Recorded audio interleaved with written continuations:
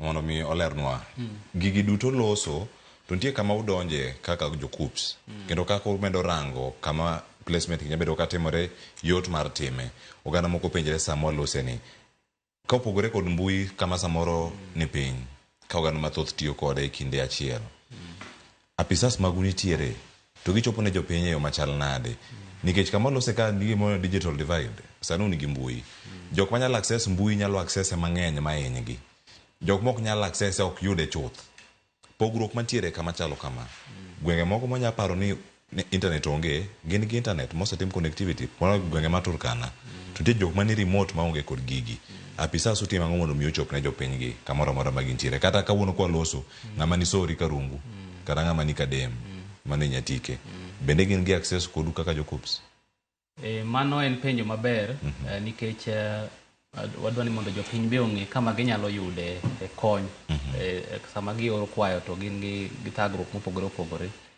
Koro ka wang'iyo gweng'wa kochacha kachako gi Kisumu kachacha wantie e county mar Kisumu, wantie Maseno University kachacha nikech sani wariwore gi kuonde tiegruok mopogore opogore gi mbalariany mondo wayaw kamoro ma e mbalariany kanyo kata kar tiegruok kama wakete afisa mar KUPS obet piny kanyo kendo koro konyo joma ni machiegni gi kanyo madwaro konyo e yore mag oro kwayo gi. Koro sani endi ka ng'ato dhi mbalariany ma Maseno kachacha to dhi yudo ka wan gi ng'ato Maseno kanyo. To ka ok idhi Maseno tinyalo dhi Jaramogi Oginga Odinga University of Science and Technology iluongo ni Joust kacha be nyalo dhiye. Kendo ibiro yudo ka nitie ofisa mar KUPS mo oketne kamoro ma kompyuta nitiere, internet nitiere, ka in gi thagruok kata ka gimoro chandi e keto application mari tinyalo dhi kacha ma otimi nade mokonyi. To kata kiwe mano wan Rongo University be wachak walose kamoro matin ma ofisa mar KUPS nitiere kachacha ma ng'ato nyalo donje. To kiwe Rongo University to wan Mabera, iluongo ni Mabera TVC, Technical and Vocational College. Kanyo be ng'ato nyalo dhi manyo wach mar kony e yore mar oro kwayo ni. Kaeto kidok yo Siaya kocha be wan gi St. Joseph Nyang'oma Technical Training Institute for the Deaf. Kanyo be wantiere gi ng'ato waoro kanyo mosebedo kanyo chakre week mokalo, chakre juma mokalo gin jo mosebedo kanyo makonyo ji kendo pod gin kanyo nyaka sani gidhi tieko sande Jumapil mabiro ni. Kendo mano mana matin mawacho mana gi kor dala wakocha. To Kenya mangima bentie kuonde mbalariany mopogore opogore mowakete ji ofisas mwaoro masani konyo joma oro kwayo gi. Kaeto kiwe mano to Huduma Center.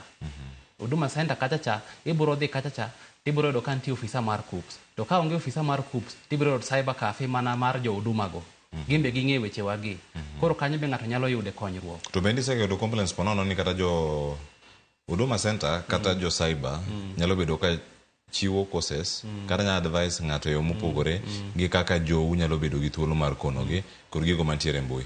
Jo Huduma Center to gin joma wase miyo tiegruok. Wase miyo gi tiegruok kendo ka okiyudo ni ofisa marwa mar KUPS mane Huduma Center kanyo tibiro yudo ja cyber cafe mane e Huduma Center. Ok awach ma oko ka. To mano oko gi nikech mano oko gi mayudo tabu mathoth. Yani nyalenda daraja kata mochomo dunga yudo kanyo dhi ka mwalimu nigi cyber gi PlayStation. Kanye kama gintiere PlayStation nigo ka ti apply KUPS gi bathe ka. Ipo kichako go punda gi pesa monego bed ni keto kata mar application pono gik mantiere. Jowa nyaka gibed careful matin, especially sama gidhi e cyber mamoko ma oko gi. Nikech cyber ma oko gi gima ng'acha dwaro ni mondo oyud pesa.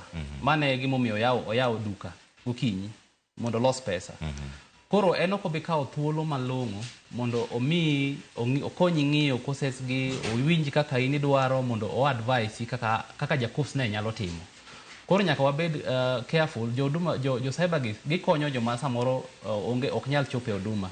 Lakini sama idhi e cyber kachacha to nyaka make sure ni in keen kendo ing'iyo ni ng'ani ang'o motimo naka to gimotimo nani be gima dwaro. Nikech samoro moko dhi kachacha ka gisedhi kaeto bang'e oduogo e ofiswa kata odhi kama watere ofisa mar KUPS ni an gichacha ne ok adwa kama chacha ja huduma kare mane oketo na gicha ok ja huduma ja cyber ma oko ka ema ne odhi oketo na course cha.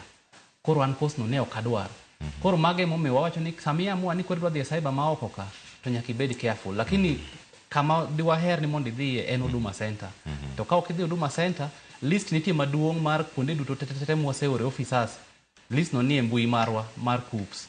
Kendo kata kidhi e social media bibro yude list no. Koro inyalo ng'iyo kama chiegni kodi kendo ibro dhi yudo konyruok. To kata ka tek to donje kar tiegruok mar sirikal moro amora.